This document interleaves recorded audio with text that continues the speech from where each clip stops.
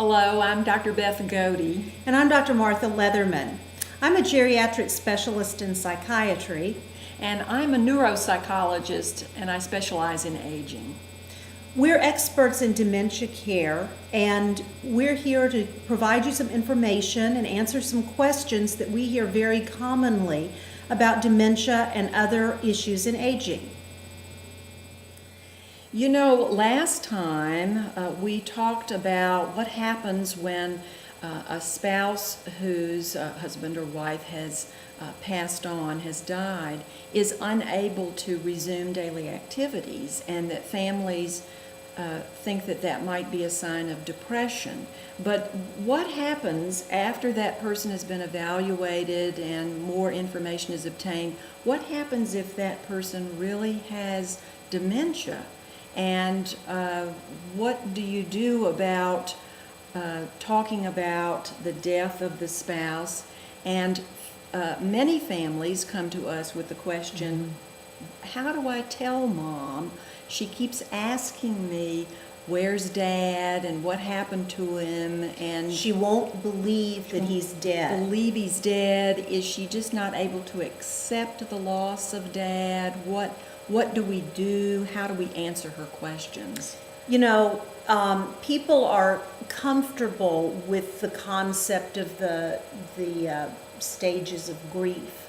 And we've heard a lot about that over many years. And it's a wonderful construct.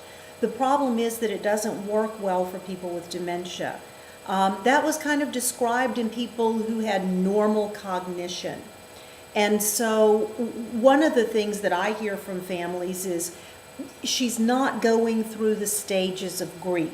And maybe we need to make sure she goes through all the stages of grief. She's stuck in denial. Right. And it's not a psychological denial with dementia.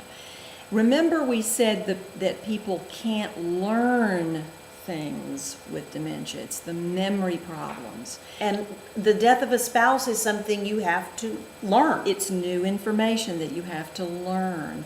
And so it's not a psychological denial that a psychotherapy will take them through the whole process. Or if you sit down with a book and say, now Mom, we're going to do denial today and get through all of that. That's right. This is very different, and you have to take a bit of a trial and error approach as to what to do to answer your loved one's questions about what happened to Dad. Because here's another sort of tip. When you've seen one dementia, you've seen one dementia. And everybody's dementia looks a little bit different, and their symptoms are just a little bit different, and the way they react to things are different. So the trial and error is important. Now, that doesn't mean that you just kind of try anything.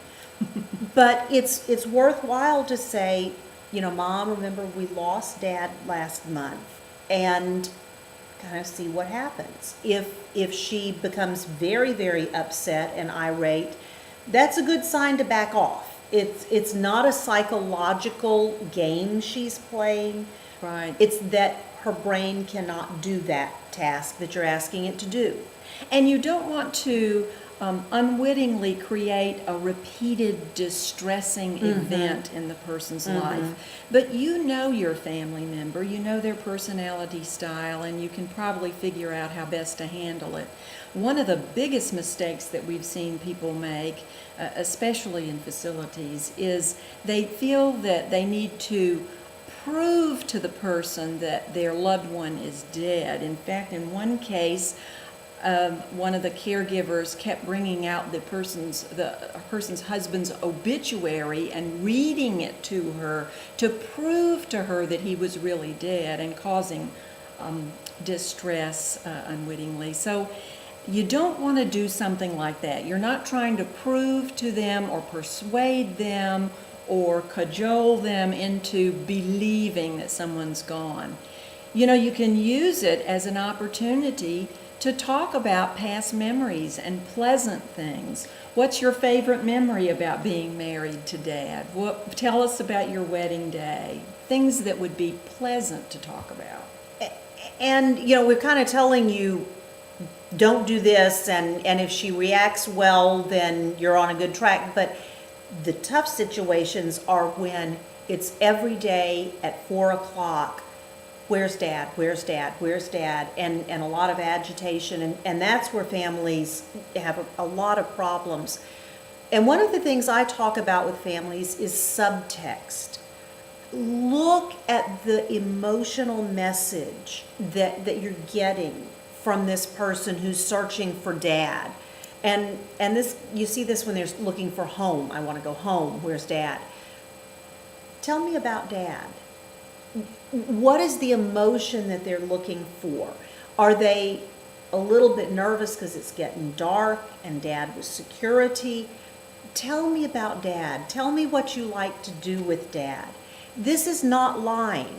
This is responding to somebody's emotional need that they don't have the way to put into words. That's right. And very often they'll ask questions about where's dad based on a habit or a routine. It's 5 o'clock, he always came home from work, or it's 7 o'clock, we always sat down to dinner. So you might want to fill that time with something else and another habit, another enjoyable activity. For more answers to questions like these, our book, The Insider's Guide to Dementia Care, is available at Amazon.com.